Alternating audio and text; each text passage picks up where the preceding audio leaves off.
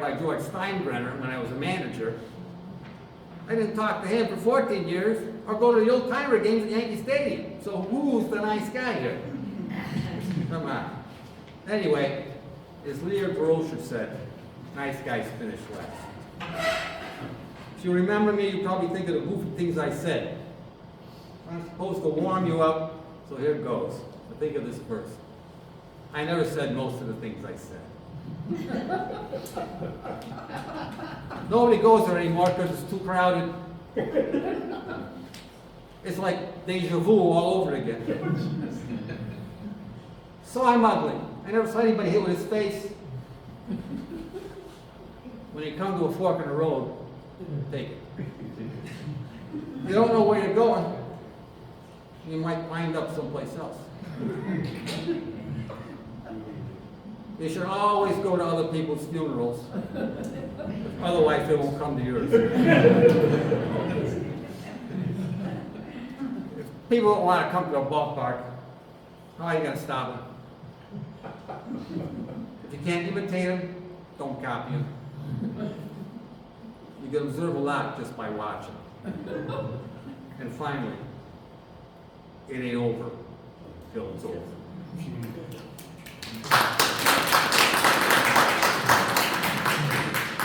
Act 1, Scene 1, West Berkeley, California, 1938.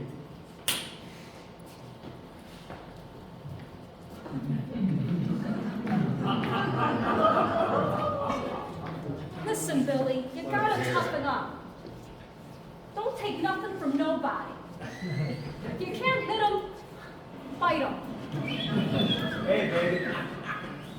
Pay no attention to that. You know why they're whistling at me? It's because I got the best looking culo in town. And don't you forget it. Mom, it's 4 o'clock. It's time for me to go to confession at St. Ambrose.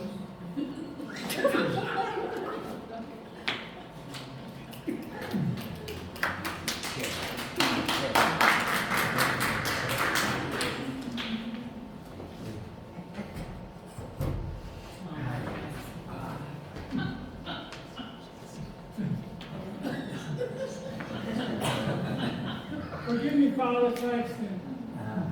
Oh, I know who you are, Billy. You're here like clockwork every Friday. Let's see. I know what you're not going to be telling me.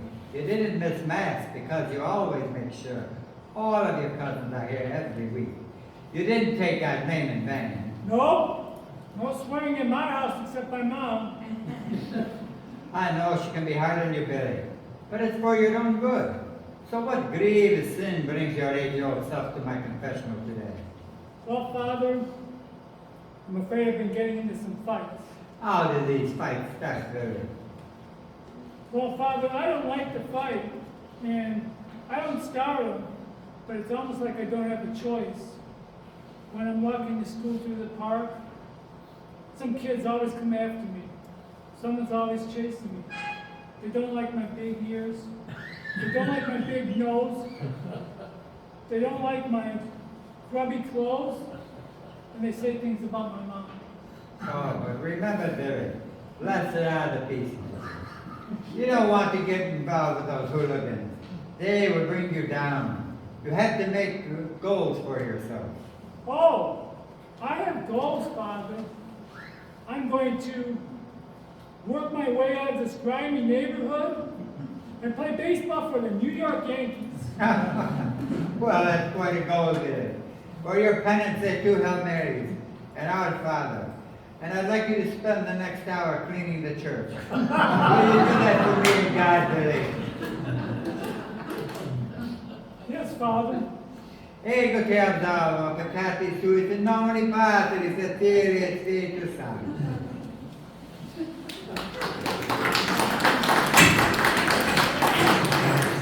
Act 2, Scene 1, April 18, 1950, Fenway Park, Boston, Massachusetts.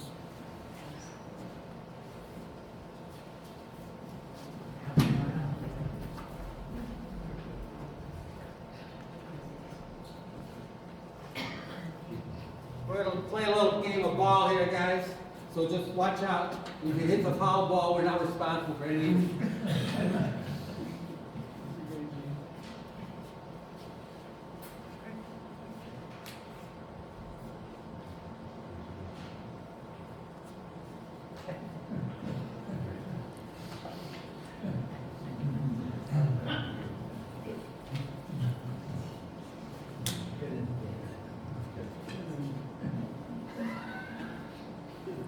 No, they speed the game, the modern game is sped up.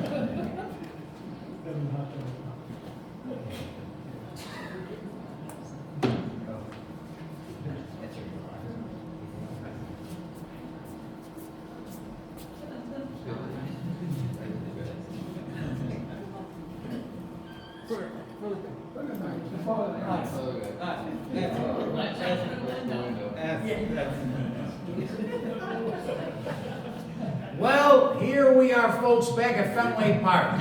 It's the top of the eighth with one out, and the old professor, Casey Stengel, is putting in Billy Martin for his first at bat as a Yankee.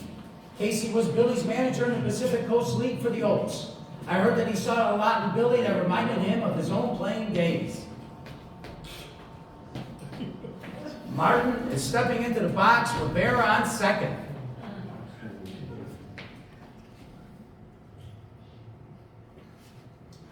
Parnell is into his windup, and here's the pitch. Strike! What? One. Are you kidding me? That ball was so far outside, it was gonna bust the Hoboken. Play the game, kid.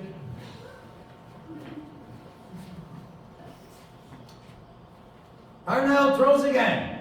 Strike two. Strike! You must be kidding me. Did you forget your seeing eye, dog? Did you forget your cane? I can help you get home after the game. Keep it up, kid, and you'll be on the one bus getting out of town.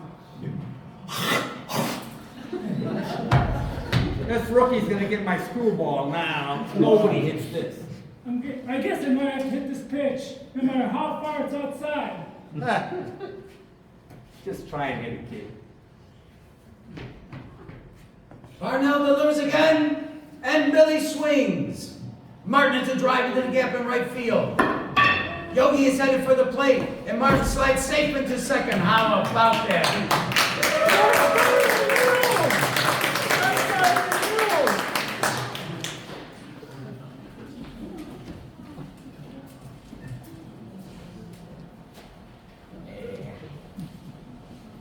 Quite a game today, Casey. A 15-run blowout against the Red Sox, and quite a debut for that kid Martin, with 2 hits and a run batted in. What can you tell me about him? Well, you take Ernie Lombardi, who's a big man, and he has a big nose.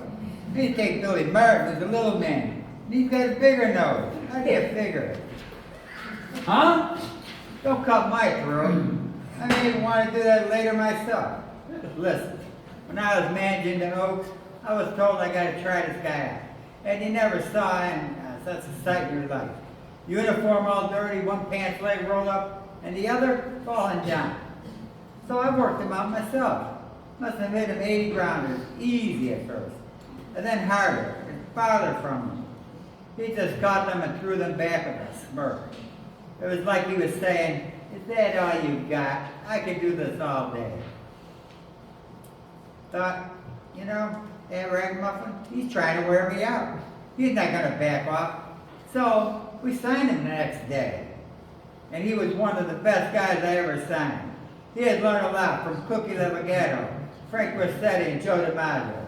But he always stayed close to me, watching and asking a million questions, trying to find out what's going on in my head. So to answer your question now, if liking a kid who never let you down in the clutch of favoritism, then I plead guilty. Act 3, Scene 1, the Copacabana nightclub, 560 West 34th Street, New York City, May 16, 1957. Joe Rivera, Hank Bauer, Willie Ford, Billy Martin, Mickey Mantle, and their wives are at the Copa celebrating Yogi's and Martin's birthdays. At a table next to the Yankees, there are 18 members of a bowling team from New Jersey. when Sammy Davis Jr. takes the stage to start his act. The bowlers immediately react with racing stunts. The Yankees object, and a one-sided brawl takes place with Edwin Jones, a 40-year-old bowler who owns a deli, ends up being taken away by ambulance.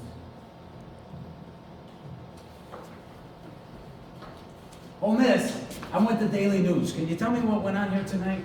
Oh, I don't want to get in trouble by blabbing. Will my picture get in the paper? That's what our photographer is here for. You'll be on the front page of the first edition. Okay, well, I saw the whole thing because I was waiting on tables. The Yanks and their wives were here celebrating. I like these guys. They are really big tippers. And the Mick, well, he's to die for. Anywho, Sammy gets on the stage and these bowlers from Jersey, they start yelling the most awful things, and Billy and Hank, they just ask him to shut up, but they don't. Nobody did nothing to nobody. So anywho, as I was saying, I hear Mickey say to Mr. Bauer, "Is this what you were fighting for when you were island hopping, getting 2 bronze stars and 3 purple hearts with the Marines at Guadalcanal and Iwo Jima?" And to Yogi, he says, "Is this what you were defending when you were manning that machine gun on the rocket boat on D-Day in Normandy?" And to Billy, he says, "What about you, Billy? You was in the service." And Billy says, Nah, when I was in marching around Fort Carson, I was doing KP duty, and the Italian cooks would make me all kinds of good food to eat. And besides, I got a good conduct medal from the Army. I don't want to besmirch my record.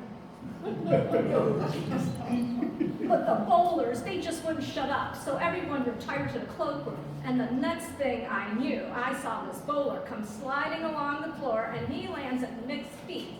And Mick says, it looked like Roy Rogers writing trigger stomped all over his face. Say, let me freshen up my face before you take my picture. A month later, Billy Martin was traded after 7 seasons with the club, allegedly for his role at the Copa and also for not fitting with the Yankee image. Casey Stregel, when talking about Martin and his carousing players, said, They said some of my stars drink whiskey, but I have found the ones that drink milkshakes, they don't win many ball games. and also, Hey, being with a woman all night never hurt no professional ball player. It's staying up all night looking for them that the woman doesn't end. Act 3, with the old professor. Yeah, Billy didn't talk to me for 2 years after he was traded from the Yanks. He thought I didn't fight hard enough to keep him. And maybe he's right. I always heard people say, behind my back, that Billy was the son I never had. And there was some truth in that. Maybe because Edna and I weren't blessed with children. And I saw a lot of myself as a player in Billy. I never backed away from no fight, and I had my wacky side. When I played for Mansfield, Kentucky in the Bluegrass League, I was full of fire and vinegar. At practice, I sliding at the third, second, or first base, on my way to and from the dugout, between innings. There was a lunatic asylum behind center field. The people out there used to applaud my slides more than home runs. You know, I think they must have recognized the kindred soul. Yeah, there was a lot going on. The memories come rolling back every now and then. Yeah. You know, after we traded him, well, he never played as well as he did for us. He didn't win any World Series rings as a player, like he did with us. Especially when he won the 7th game in the 1957 World Series with that miracle catch. But just like me, he was always full of fire and vinegar, never backing down from a fight, pummeling Billy Pearsall after a verbal exchange when Pearsall called him a Dago Bush leader. Later, though, when he found out Pearsall had a mental disorder, he said,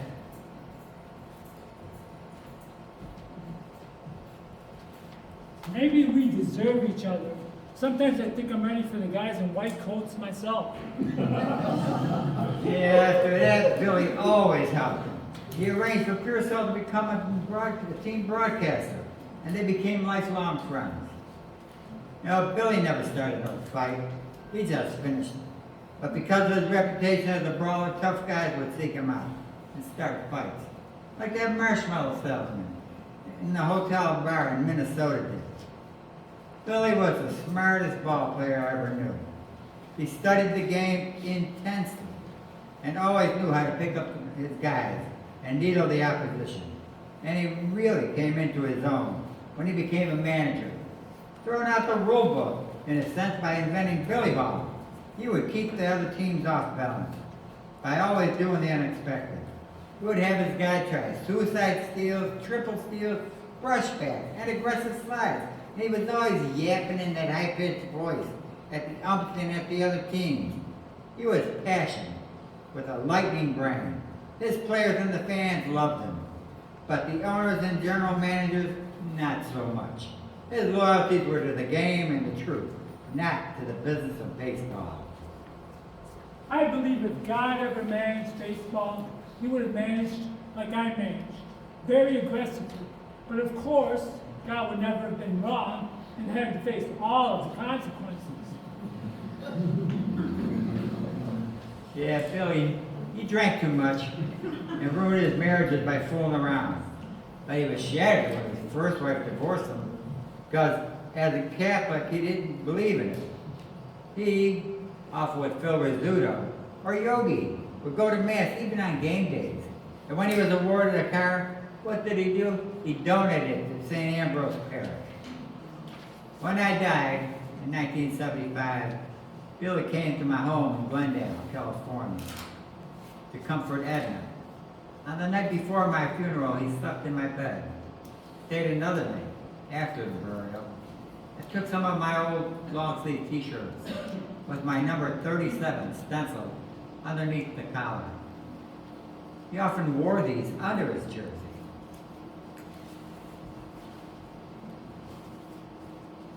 You know, there's so many memories. Think about Billy Hoffman. Billy was hired and fired as the manager of the Yankees by George Steinbrenner 5 times.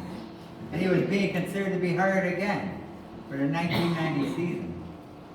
But on Christmas night, 1989, in front of the New York farm, Billy's pickup truck split off the snowy part of the road into the ditch in front of his driveway, killing him. His friend, who was driving, broke his hip. Both their wives were inside the house at the end of Billy's driveway. They rushed out to see the carnage. They had Christmas Eve dinner. They rushed up at the household and were planning on going to Mass Christmas Day at St. Patrick's Cathedral in New York City. But they didn't go because Billy's wife, Jill, had the flu. At his funeral Mass at the same cathedral, the priest in his eulogy said, "Despite all his bravado and bravura, Billy was a warm, sentimental, kind person, generous with his time and money. He always wore his St. Christopher medal and carried a rumpled prayer card to St. Jude in his pocket. It seems a coincidence that Billy went home to God on Christmas Day." As that casket was being lowered, carried out of church, his son Billy Joe was convulsed in sobs. He was weak and unsteady. Then he felt someone grab his arm. It was former President Richard Nixon, who was living in the city and was a great Yankees fan. And he said, I want to show you all the people your father loves. he led him outside to see the huge crowd of people in the street saying, These are the people that touched your father. No, These- you touched, never. These are the people that were touched by your father. That doesn't come out right either. he was touched. I wrote the funny thing and I can't get it right. God forbid we don't. He was buried at the Gate of Heaven Cemetery in Hawthorne, New York, with his grave 30 yards away from Babe Ruth's gravesite. His tombstone is engraved, Martin. Alfred Manuel. Billy. May 16, 1928 to December 25, 1989. They're carved cutouts of his number 1, a sculpture of St. Jude, end of quotation. I may not have been the greatest Yankee to put on the uniform, but I was the proudest.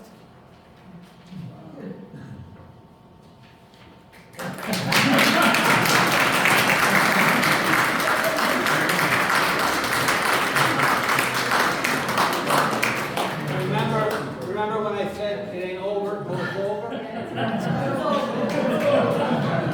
Well, it's over. Everybody longer from alphabetical order according to height.